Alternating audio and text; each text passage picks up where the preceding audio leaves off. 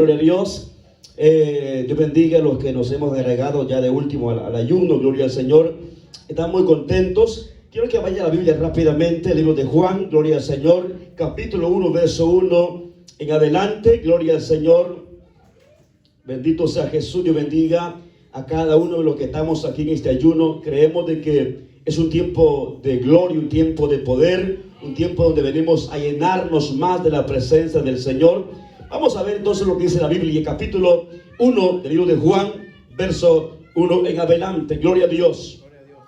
Leemos la Biblia de la manera siguiente. Dice la palabra así: en el principio era el verbo, y el verbo era con Dios, y el verbo era Dios. Este era el principio con Dios. Todas las cosas por él fueron, dice, hechas, y sin él nada de lo que ha sido fue hecho. Y en él estaba la vida, y la vida era la luz de los hombres. La luz en las tinieblas resplandece, y las tinieblas no prevalecieron contra ella. Bendito sea Jesús. Qué bueno es el Señor. Puede tomar asiento, gloria a Dios. Amén.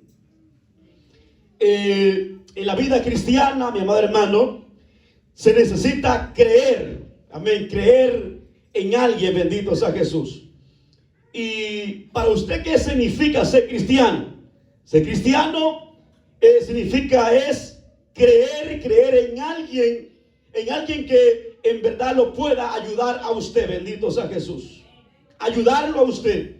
Porque ser cristiano solamente que le pongan nombre, que diga usted hermano, usted es cristiano, pero usted es cristiano, pero de mentira. Amén. Cuando vamos a la Biblia, miramos a tres hebreos, que estos tres hebreos le creyeron a Dios, eran creyentes de verdad, hermano. Le creyeron a Dios, que a pesar de que decían ellos que aunque Dios no nos libre del horno de fuego, nosotros no vamos a postrarnos delante de las estatuas. ¿Por qué? Porque tenían convicción. El creyente que le ha creído a Dios debe ser un creyente con convicción, que le crea a Dios pase lo que pase. Pero hoy, hermano, estamos acostumbrados a ver creyentes de papel, que por nada se deshacen, que por nada se derriten, que por nada se van de las iglesias y toman rumbos equivocados, que al final van a parar tal vez en las cantinas, en la cárcel, o a tomar, hermano, un descanso, un tormento en la tumba. Gloria a Dios. Pero yo quiero que usted aprenda, o que aprendamos a creer y a depender de Dios. Alabado sea Jesús. Así que hoy quiero traer esta enseñanza acerca de los libros de la Biblia. Gloria a Dios. Algunos ya los hemos tomado y tenemos algún conocimiento de esto. Gloria a Dios. Pero en la Biblia encontramos todos los libros que están ahí. Son como el mapa para podernos nosotros guiar. Usted sabe que si no tiene un mapa en este país o en cualquier país donde esté, usted se pierde. Y hoy es fácil llegar a una dirección. Usted le pone el número, la calle a su teléfono y inmediatamente está llegando a la dirección. Pero si no hay eso, nos cuesta un poco más poder llegar a la dirección.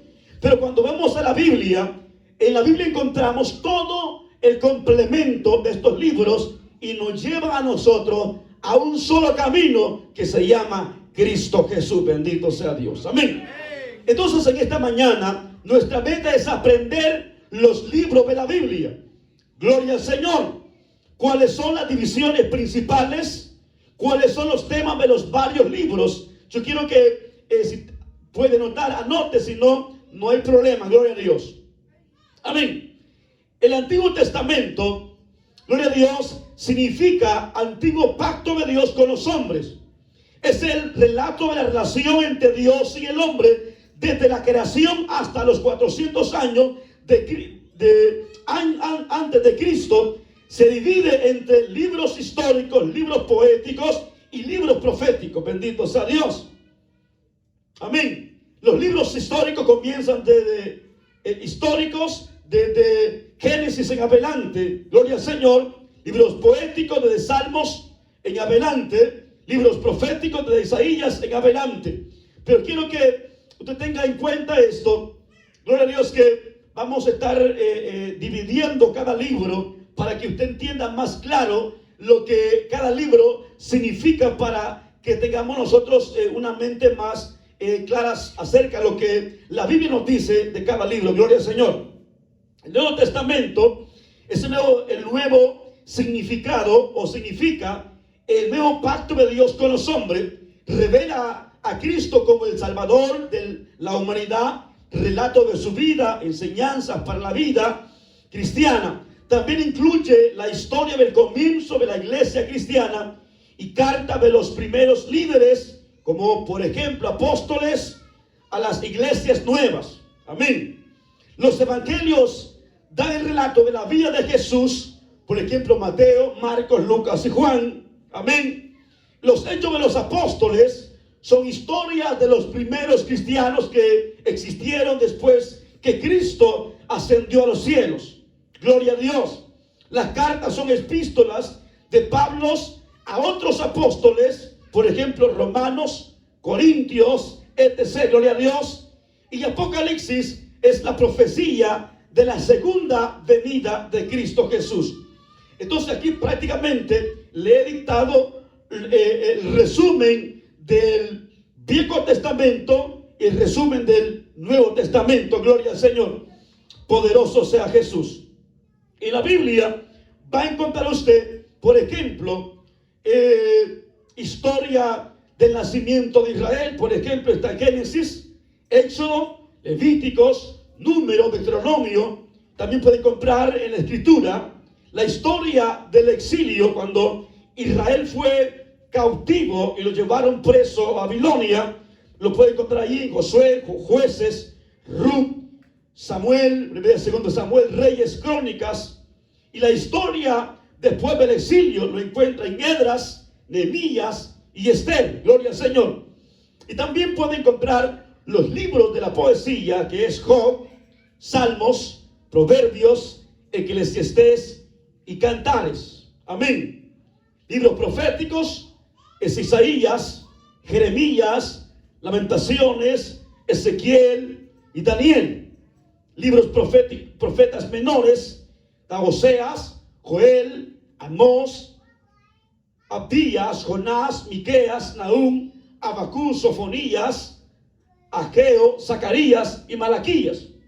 Los evangelios, que usted ya los conoce, que es Mateo, Marcos, Lucas y Juan. Historia de la iglesia, que está en Hechos. Amén. Carta de Pablo, está Romanos, Corintios, Gálatas, Efesios, Filipenses, Colosenses. Gloria al Señor. Primera y segunda de Tesalonicense. Está primera y segunda de Mateo, Tito y Filemón. Cartas generales. Está Hebreos, Santiago, primera y segunda de Pedro, primera y segunda de Juan y tercera y Judas. Y libro profético o profecía, Apocalipsis. Gloria a Dios. Así que quiero que entienda esto, y si usted puede anotarlo, lo puede hacer. Gloria a Dios. Poderoso sea Cristo Jesús para siempre. Gloria a Dios. Bendito sea el Señor. Vamos a ver acá libros del Antiguo Testamento. Gloria a Dios. Libros históricos del Antiguo Testamento. Estos libros enseñan la historia de Israel desde la creación del mundo hasta 400 años antes de Cristo. El momento clave que usamos para dividir estos libros es el exilio, cuando Israel fue conquistado por sus enemigos y llevado cautivo. Historia del nacimiento de Israel.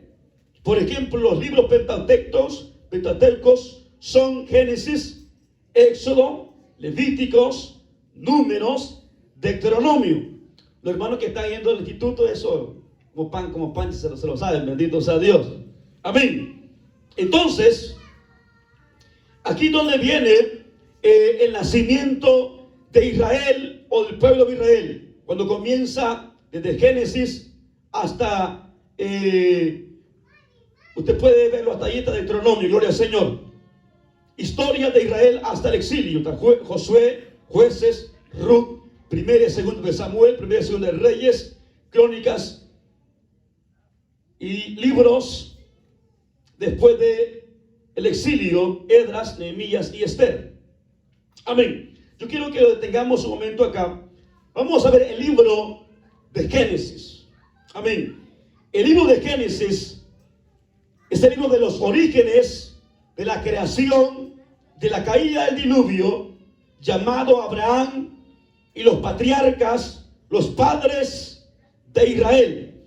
Cuando miramos el libro de Génesis, encontramos todos estos panoramas, y cuando usted estudia el libro de Génesis se da cuenta cómo fue el origen del principio, cómo Dios creó la humanidad, cómo Dios creó la tierra, cómo Dios creó o cómo Dios mandó el diluvio, cómo Dios le hizo el llamado a Abraham, cómo Dios preservó la vida de estos hombres del tiempo del ayer, por ejemplo, como la vida de Noé, de su familia, cómo Dios los preservó para que ellos fueran personas que después puedan reproducir. Amén, gloria al Señor.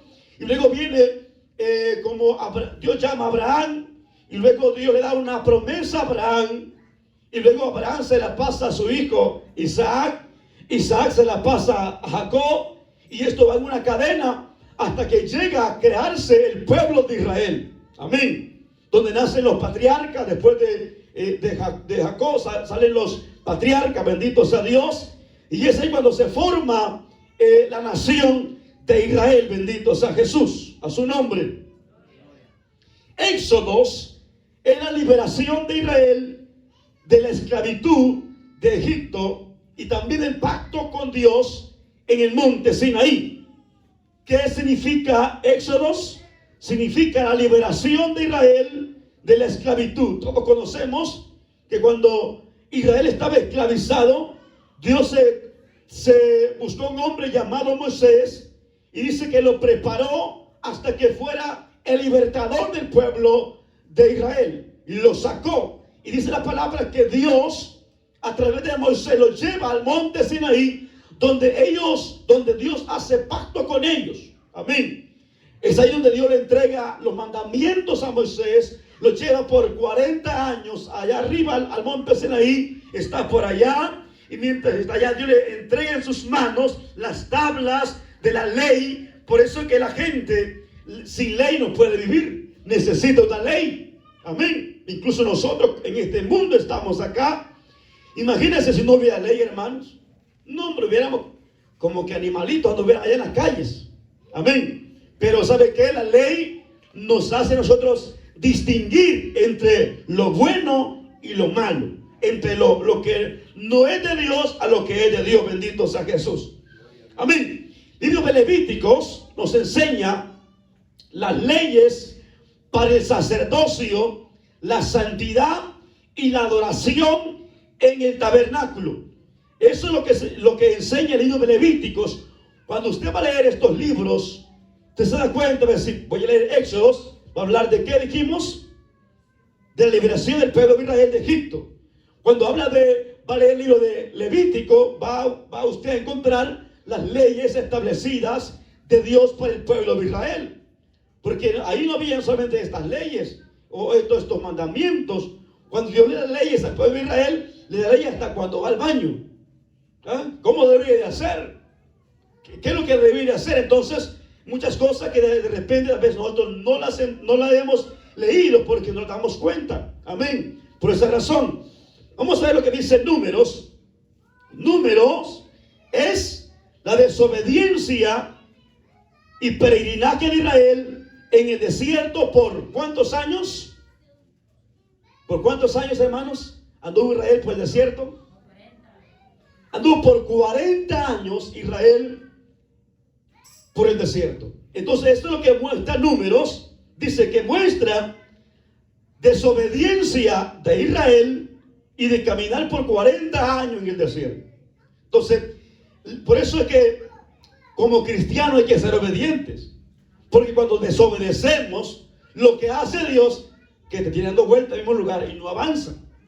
Amén. Porque la desobediencia es algo que te separa de Dios, algo que a Dios no le gusta.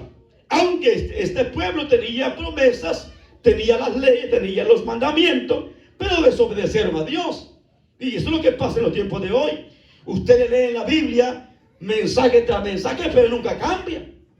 ¿Ah? ¿Porque qué? Porque quiere caminar en su propio mundo, quiere andar en su propia concupiscencia, quiere hacer lo que usted dice. Amén. Y no quiere hacer lo que Dios dice. Poderoso sea el Señor.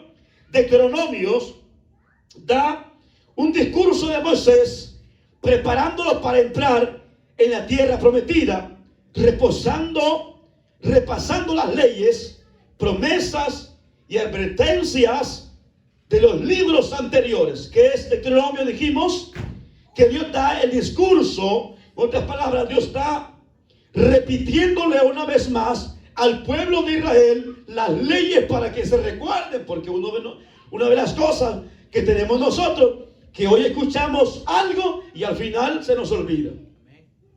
No es cierto cuando viene a la iglesia el domingo o el viernes o el lunes, lo que hablaron acá, ya el siguiente día no se acuerdan ni el tema de qué habló. ¿Por qué? Porque andan en otro mundo, a su nombre. Entonces Dios quería que su pueblo tuviera un recordatorio, y Dios les hace un recordatorio a través de Moisés para que recuerden o están repasando las leyes para que ellos sepan qué es lo que Dios ha puesto en sus manos. Bendito sea el Señor. Amén. Libros de la historia de Israel hasta el exilio. Amén. Josué, usted sabe que cuando Josué toma el mando de Israel, es que este hombre va con todas las de ganar y con el poder de Dios, y entra a Jericó, entra con toda la autoridad de Dios, de tal manera que dice la palabra que cuando este hombre traspasa y llega a los muros de Jericó, hace algo que Dios le pide y lo hace, y dice que ellos dan 7 vueltas alrededor de aquellos muros y los muros caen. Miren qué maravilloso es Dios, porque cuando Dios pone algo en nosotros es para conquistar, para arrebatar. Pero muchas veces tenemos en nuestras manos algo poderoso y no lo queremos utilizar. Por ejemplo, Dios nos ha dado nuestra boquita para que le adoremos a Él, le proclamemos a Él, pero la utilizamos para otras cosas. Amén. No la utilizamos para lo que Dios quisiera que nosotros avanzáramos. Bendito sea Jesús. Entonces Dios le da una victoria a Israel a través de este hombre llamado Josué. Bendito sea Dios.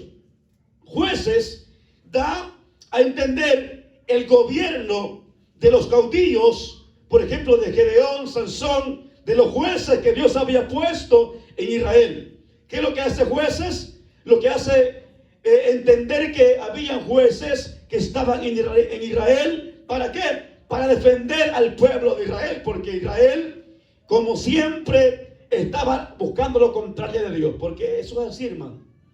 Usted le dice algo a un hermano, aquí es el camino. No, dice, aquí es. ¿Verdad? Camina donde él quiere caminar, pero no es así. Pero cuando el pueblo de Israel obedece a Dios, la cosa le va bien. Bendito sea Jesús. Amén.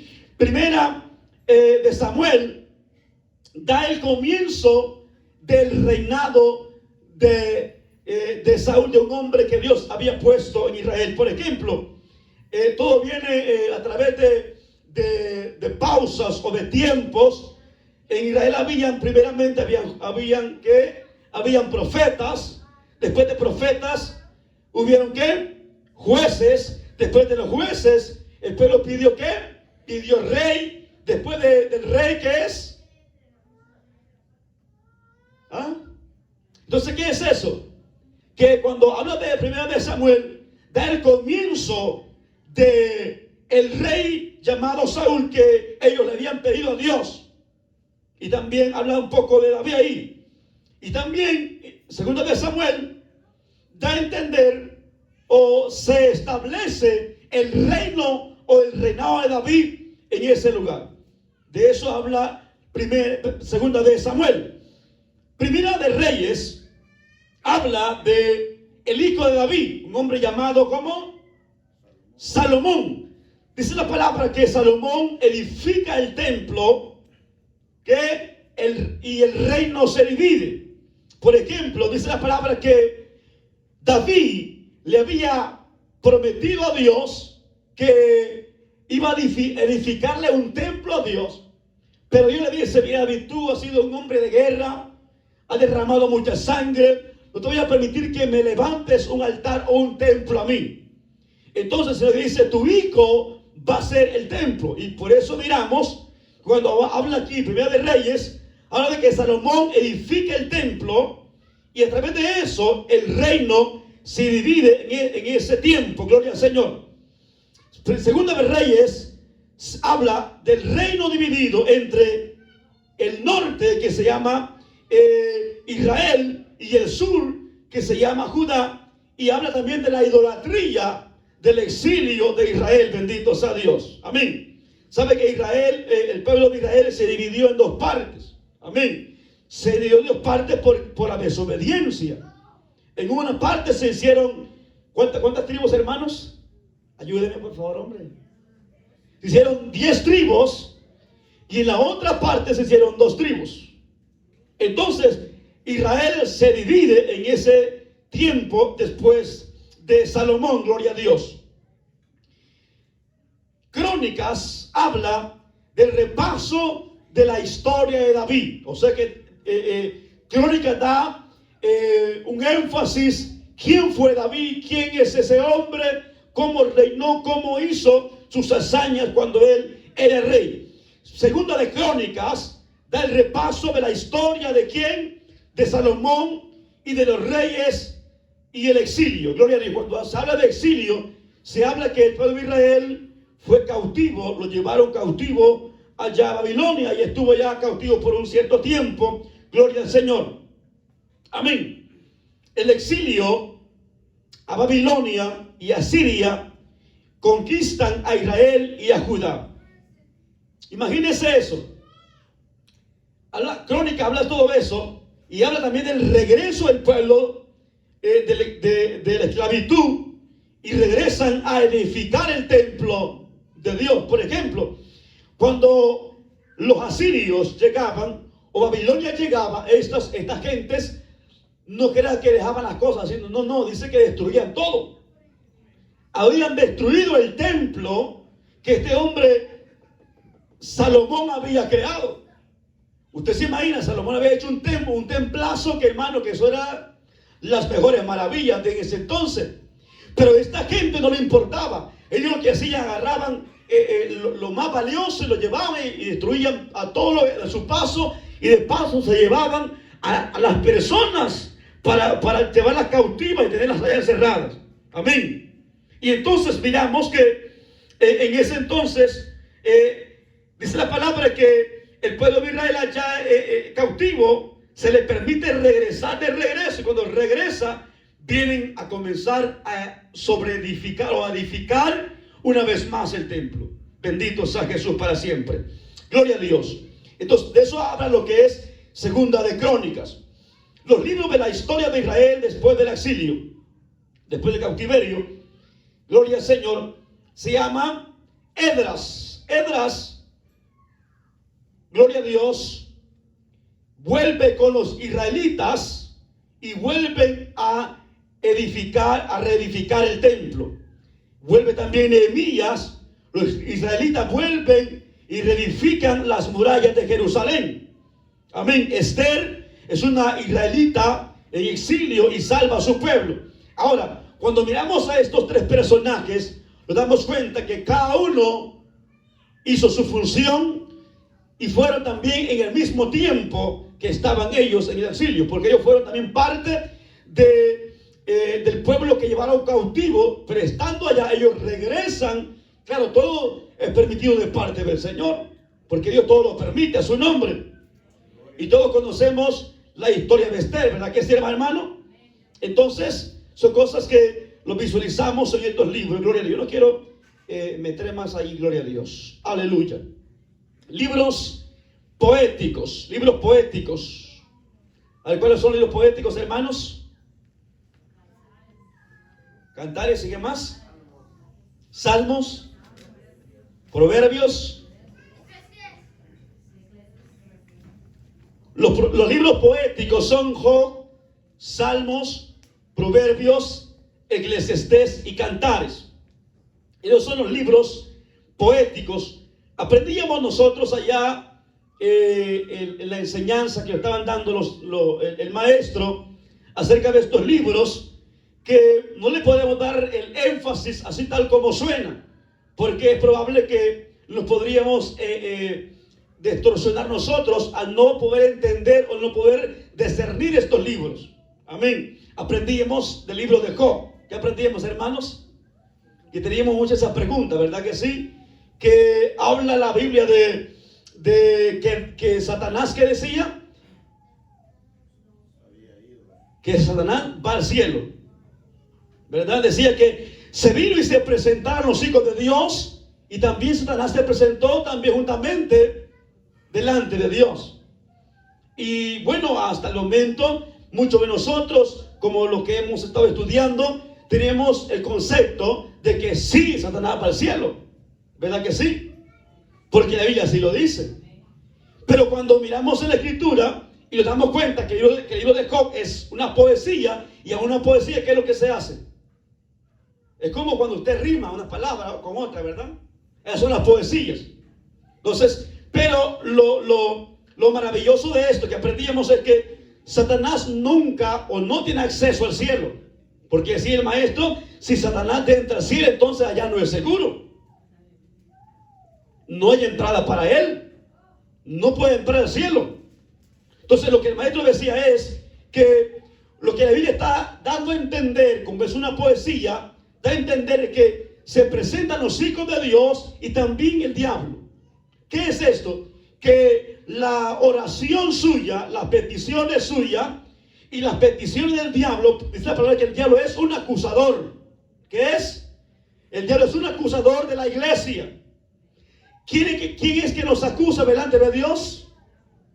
El diablo, pero no es que él va arriba del cielo, sino que son como sus oraciones, mis peticiones, van delante de Dios y llegan delante de la presencia de Dios. Así también el diablo puede hacer sus argumentos y puede llegar delante de Dios, pero él no tiene acceso a entrar al reino de los cielos.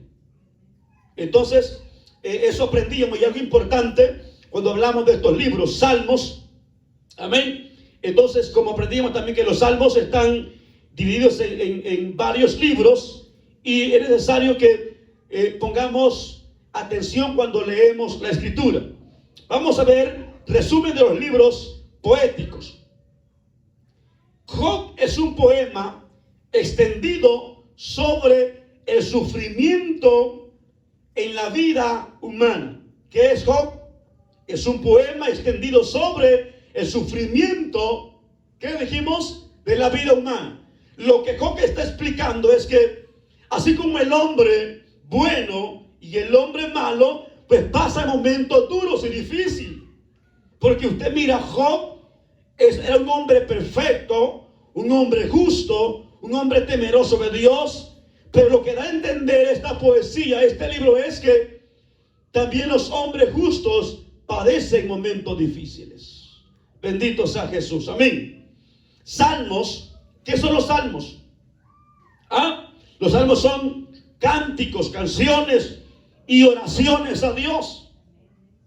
Hemos aprendido que los salmos son oraciones que mientras la corte del rey David se conducía donde se movía el rey David, los músicos o los cantores entonaban estos cantos que hoy son los salmos que tenemos nosotros hoy, que los leemos, amén.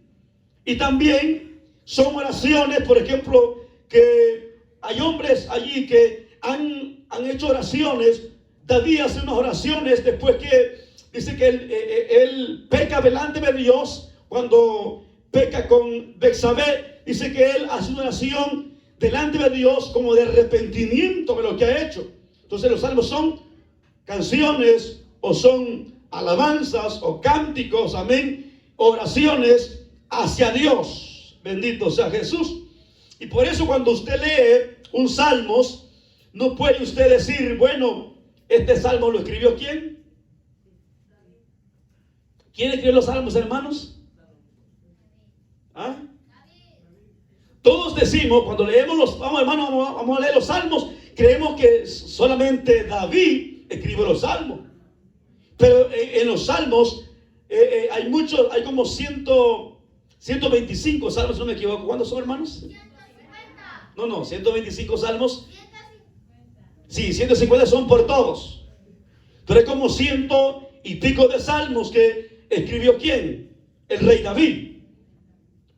¿O quién? Pero hay otros salmos que escribieron otros hombres. Entonces no podemos darle a David todos los créditos que él escribió los salmos, sino que hay muchos hombres que escribieron las canciones o salmos, como usted le quiera llamar. Gloria a Dios. Proverbios. ¿Qué es proverbio?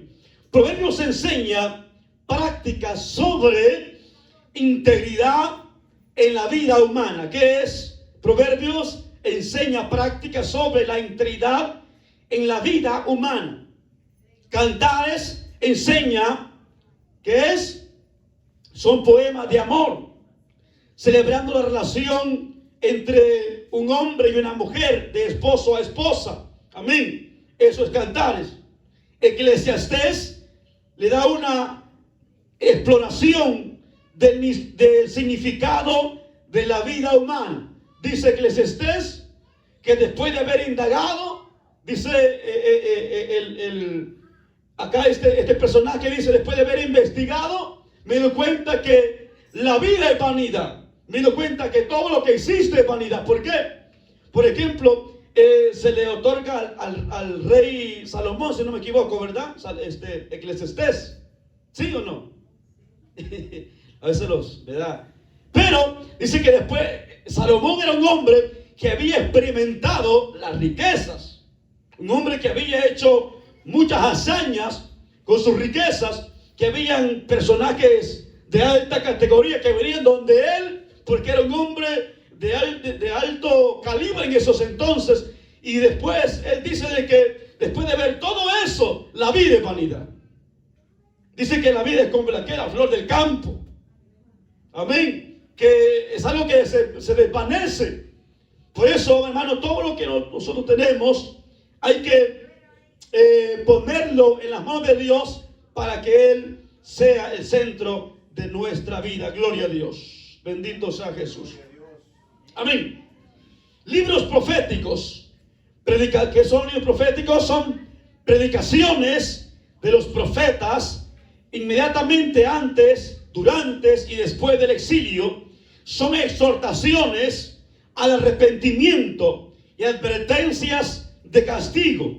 Se divide entre los profetas mayores y menores basados en el tamaño de los libros y no su importancia. Bendito sea Dios. Los libros proféticos son, dijimos, profetas mayores. ¿Cuáles son? Isaías, Jeremías, Lamentaciones, Ezequiel y Daniel. Fueron profetas mayores. Estos profetas tenían algo que los hacía diferente a las otras personas, porque daban un mensaje claro, un mensaje, no había confusión. Amén. Y eran profecías no de alivio, no de pañitos ahí, sino advertencia. Amén. Por ejemplo, en los tiempos de hoy lo que miramos es que te ponen la mano y te dicen, te profetizo o declaro que vas a ser bendecido, prosperado. Pues eso la Biblia sí lo dice, ya está establecido que vamos a ser bendecidos, prosperados, si hacemos conforme lo que está escrito en esta palabra. Es una profecía que esa no falla, que está en la escritura. Amén. Pero estos profetas profetizaban castigo. Amén. Había un profeta que le decía al rey, le decía, mejor que te entregue en las manos de tus enemigos. Es mejor que te entregues, porque si no viene más tú el castigo. Imagínese eso. Alguien que te esté diciendo, entregate, hombre. Usted va a decir, este profeta es mentiroso. Este profeta, a ver qué es lo que le pasa. Amén. Miremos un profeta llamado Micaías en la escritura, que profetizaba siempre según derrota para el rey. Pero que era una palabra de parte de Dios. Y eso es lo que muchas veces no nos gusta. Entonces, son mensajes de exhortación, de arrepentimiento y de advertencia. Por ejemplo, mientras nosotros predicamos esta palabra, muchas de las veces no nos damos cuenta que estamos profetizando o estamos exhortando o dando una palabra de parte de Dios a los oyentes que están ahí. Pero al transcurso del tiempo se da cuenta que fue una palabra de parte de Dios. ¿Para qué? Para que nos arrepintamos, o una advertencia para que no seamos castigados. Gloria a Dios. Profetas menores, ¿cuáles son? Oseas, Joel, Amós, Abdías, Jonás, Miqueas, Nahum, Habacuc, Sofonías, Ageos y Malaquías. Son los profetas menores. Vamos a ver los profetas en su contexto. Gloria a Dios. ¿Qué es un profeta? Los profetas eran en aquel entonces y también en este tiempo como el micrófono de Dios proclamando un mensaje a la humanidad en aquellos entonces. Amén. Y hacían cosas, por ejemplo, gritaban, lloraban, saltaban y hacían un sinnúmero de cosas, hasta que un profeta llegó a casarse con una ¿qué? Con una prostituta. Hasta ese punto llegó un profeta, no porque él estaba pecando delante de Dios, sino que Dios le había declarado eso para darle una enseñanza a Israel. Entonces los profetas eran como receptores, como un micrófono que está saliendo la voz por ahí y están dando un mensaje a las personas que están escuchando. Gloria a Dios, amén. Así que cualquier cosa para llegar hasta que el pueblo entendiera. Imagínense que había profetas que agarraban un pedazo de una olla. Imagínense qué sentido tiene una olla para usted. Una olla, una tinaja. Agarraban un lazo, lo iban a enterrar allá en el lodo y después lo sacaban y estaba todo ya el lodo, el lazo viejo, se desarmaba, se deshacía. Muchas cosas que para nosotros pudiera ser locura, pero era un mensaje que Dios utilizaba a estos hombres. ¿Para qué? Para darles a entender a Israel que de esa manera Dios quería hacer con ellos.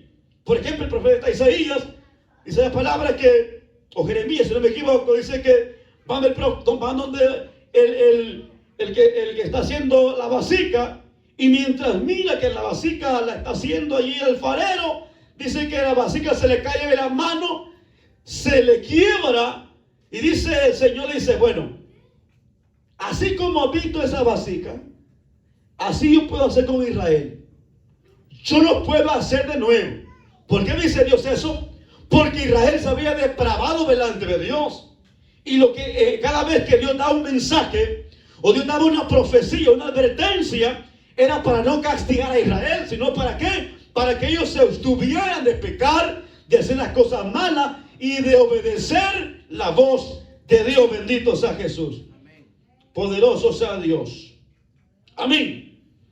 Entonces, en Israel había idolatría durante la época de los profetas. Entonces, visualicemos lo que hacían en el tiempo de antes. Imagina un templo pagano sobre una colina. La Biblia dice que Israel ya no iban a adorar a Dios donde se les había establecido, sino que hacían sus propios, sus propias casullas en la montaña, y allá iban a adorar a sus dioses. Amén. Entonces había incienso en esa montaña que ellos ofrecían, que sube de un fuego sacrificial donde la figura de un dios o un becerro de oro, antes de ofrecer los sacrificios, los adoradores entran a una tienda especial para tener relaciones con una prostituta, un prostituto, o un hombre, una mujer, y crean que por estos actos sexuales pueden canalizar el espíritu de la diosa, de recibir su bendición de fecundidad para la cosecha. Por ejemplo, se habían pervertido que tenían a su Dios de fertilidad. Por ejemplo, si alguien no puede tener hijos, iban al Dios que les podía proveer esas cosas. Amén.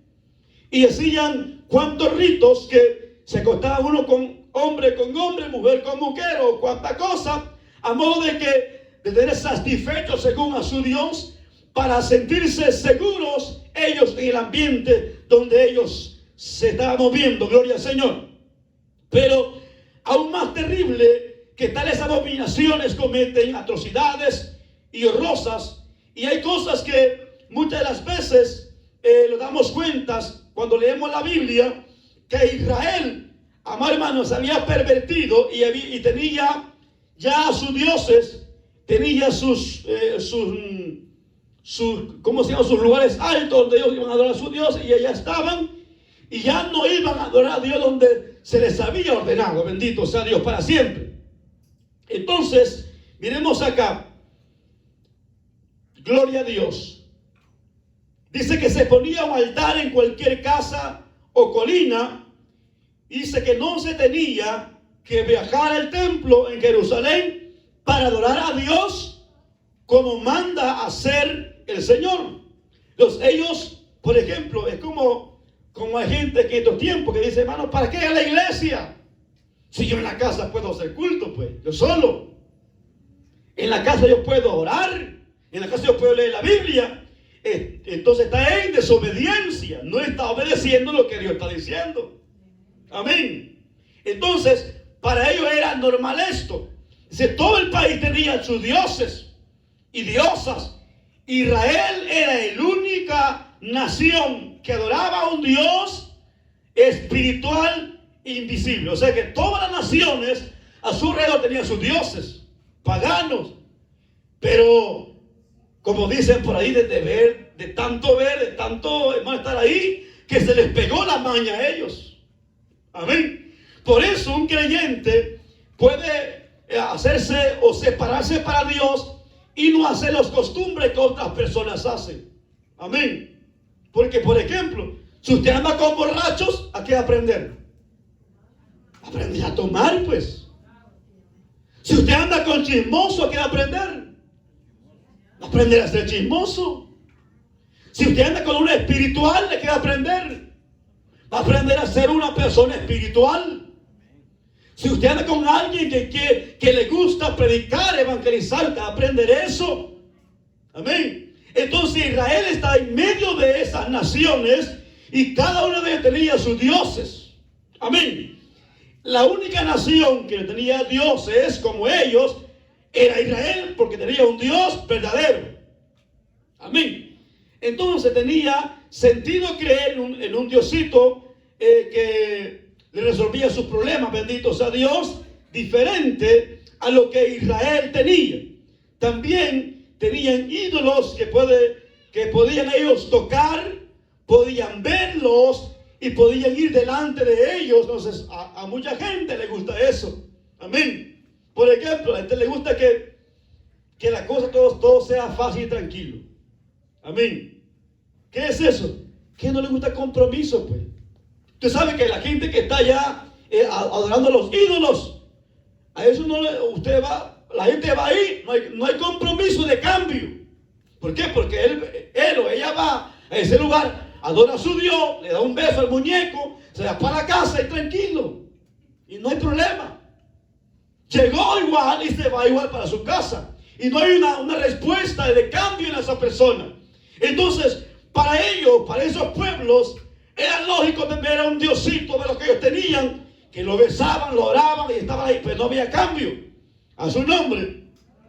Entonces, y esos ídolos eran ídolos que habían ellos mismos creado, bendito sea Dios, y los usaban, los besaban y hacían cuantos berrinches con ellos. Gloria a Dios. Entonces, ¿qué es lo que hacen estos ídolos? Estas personas, dijimos que en esas escenas, cuando iban a hacer ese tipo de adoraciones, hacían todo tipo de rituales donde ellos se comprometían al sexualismo, a ser sensuales y hacer cuanto tipo de cosas a modo de que se sentían felices. Amén. Pero cuando nosotros tenemos a un Dios grande, poderoso, que aunque no le miramos, pero podemos sentir, nosotros sentimos un cambio que Él ha hecho profundamente en nuestra vida. Gloria a Dios. Gloria a Dios. Bendito sea Cristo para siempre. Gloria a Dios. Entonces, para ellos era fácil adorar a sus dioses. No era exigente moralmente. Si uno ofrecía sacrificio, no es necesario de cambiar de mentalidad, de su comportamiento igual. Entonces era como un católico, pues.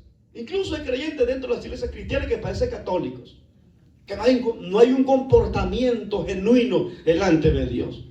Yo no sé cómo es que usted está diciendo que usted es cristiano y que va para el cielo y no hay un compromiso con Dios. Amén. El hombre que está comprometido con Dios, amado hermano, tiene caracterizada su mente, está ¿qué? Obligado a obedecer a Dios. Pablo dice que él es ¿qué? Que él es que ya un esclavo, pero no del pecado, sino esclavo de Cristo, que hoy está dispuesto a obedecer que lo que diga general de generales, a su nombre.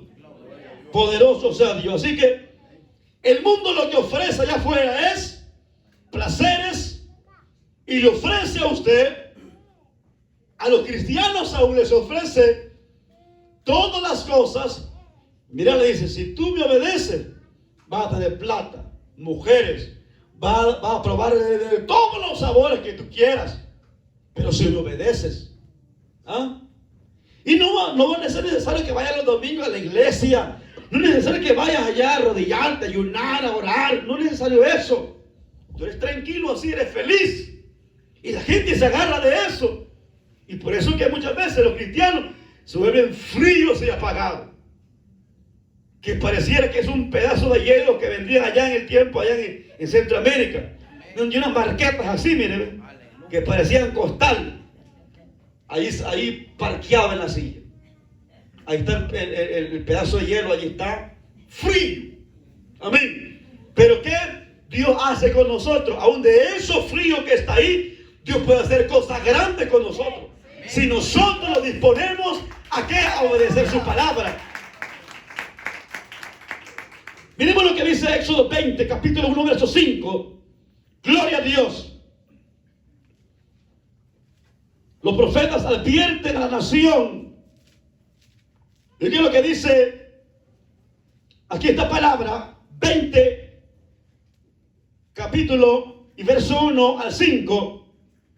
Dice Dios: yo soy Jehová tu Dios, que te saqué de la tierra de Egipto, de casa de servidumbre.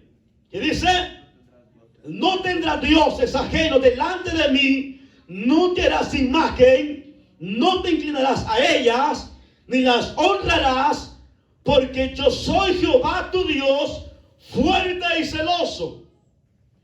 Este era y es la postura de Dios para su iglesia, para su pueblo. Este es el mensaje que nosotros tenemos de recibir y compartir, divulgar a las personas. Amén. Era un mensaje para su pueblo y hoy es para nosotros también. Amén. No quería que hicieran dioses, pero Israel siempre desobedecía a Dios. Amén. Oiga esto. Con Dios no se juega. Él es santo y dispuesto a castigar todo pecado, aún de su propio pueblo. Por esto envió a sus mensajeros especiales, por ejemplo, profetas.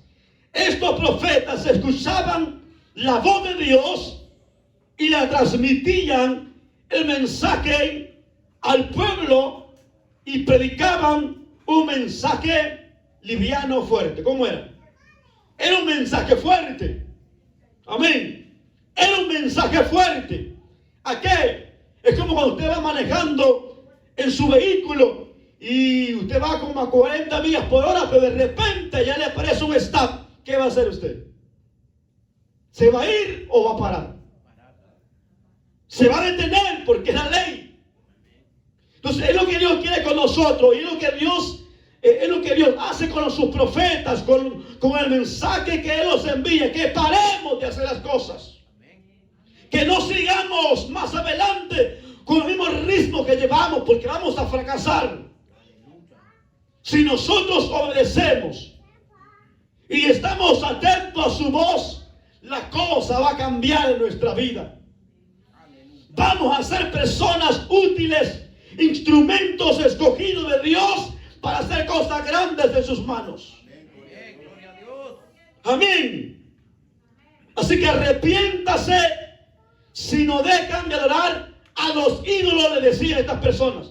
Arrepiéntanse. Hoy, ¿qué es lo que podemos decir a la iglesia? Amén. ¿Qué es lo que podemos decir a la iglesia en estos tiempos? Que se arrepienta de su pecado. Que se vuelva una vez más a Dios.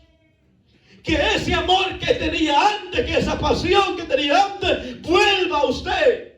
¿Para qué? Para entrar en ese ambiente que Dios quiere que andemos nosotros. Entonces, los profetas decían, arrepiéntanse.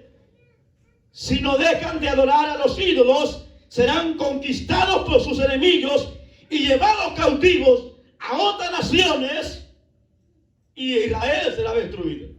Oiga el mensaje que estos profetas daban. Decían, arrepiéntanse, obedezcan a Dios, si no les va a tocar que sufrir. Pero muchas veces mejor aceptamos sufrir y no aceptamos obedecer a Dios. Que lo más correcto es obedecer a Dios. Lo más esencial es acatar lo que la Biblia dice y se acabó. Amén. Entonces, Dios dice la palabra que había ya destinado, había ya dado una palabra de los profetas para que ellos obedecieran y no quisieron obedecer. Miremos lo que dice acá. Los israelitas no les hicieron caso a los profetas.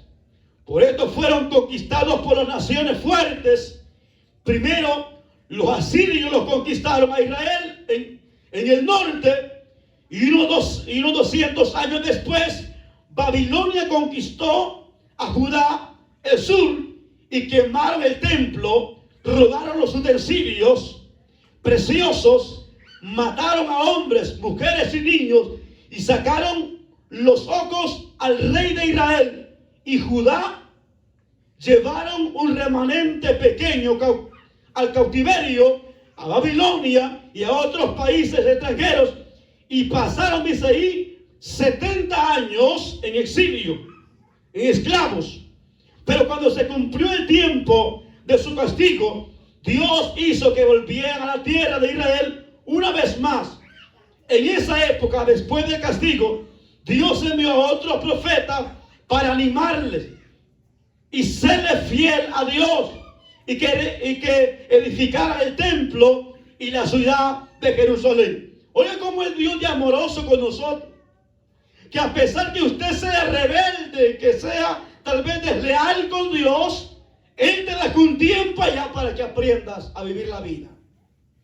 Amén. Y muchas veces las cosas que pasamos son permitidas por Dios. ¿Para qué? Para que nosotros aprendamos a obedecer a Dios. Dios le dijo a este rey, entregate, hombre, entregate. Te van a sacar los ojos. No hizo caso. ¿Qué pasó? Vinieron sus enemigos, lo agarraron y le sacaron los ojos.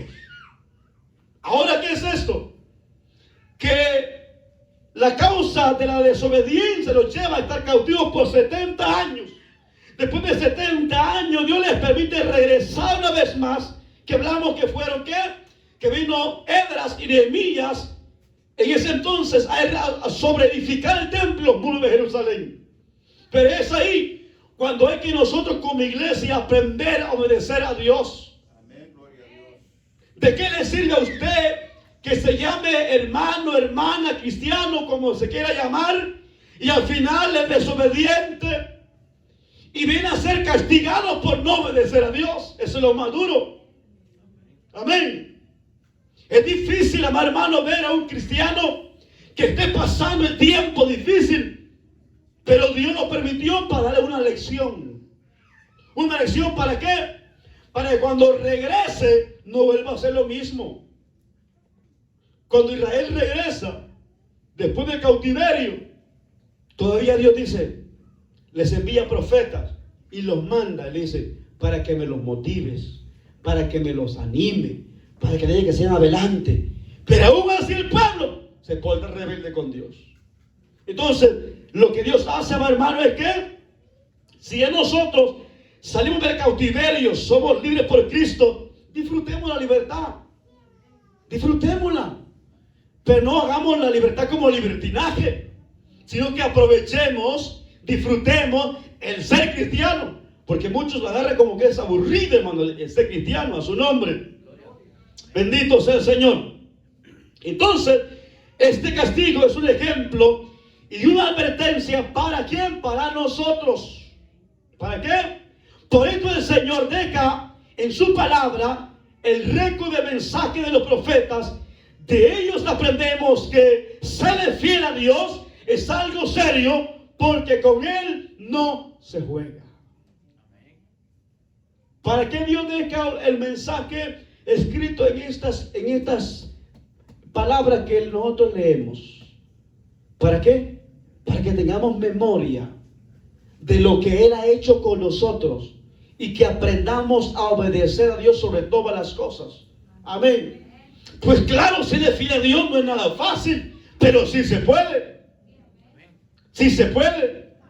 Porque Jesús ha dicho de que no te va a poner carga a ti más de la que usted no pueda aguantar. ¿Y cómo que yo venga y le ponga, hermano Jaime, venga, le pongo un saco de papas encima? Y que no, esta silla que ya no aguanta. Y yo vengo y le monto otro encima, hermano. Lo voy a ¿cómo es? Va a caer al piso. No voy a aguantar. Entonces Dios lo que hace es poner la carga lo que usted pueda aguantar. Si Dios lo ha llamado a este camino, sabe que usted puede. Pero muchas veces lo que somos cobardes espirituales. No nos gustan los retos, esforzarnos. Amén. Es que usted piensa que el cielo va a hacer cosas fáciles así nomás. No, hermano. Les tengo una noticia muy grande y es peligroso que como creyentes nos queremos ver hartos de la iglesia. Porque ser cristiano es mucho más que ese nombre, ser cristiano. Es serle fiel a Dios. ¿Usted cree que Jesús, cuando dice, y le doy potestad que sean llamados hijos de Dios? Esa palabra no es fácil. Pero muchas veces decimos, no, yo soy hijo de Dios. Y tremendo rebelde. Yo soy hijo de Dios, pero ya anda en otros pasos. ¿Usted cree que eso le agrada a Dios? No le agrada a Dios, hermano. Amén, gloria a Dios. Hay que ser fiel a Dios, pase lo que pase, porque la palabra es para aquellos tiempos y también para este tiempo. Amén, gloria a Dios.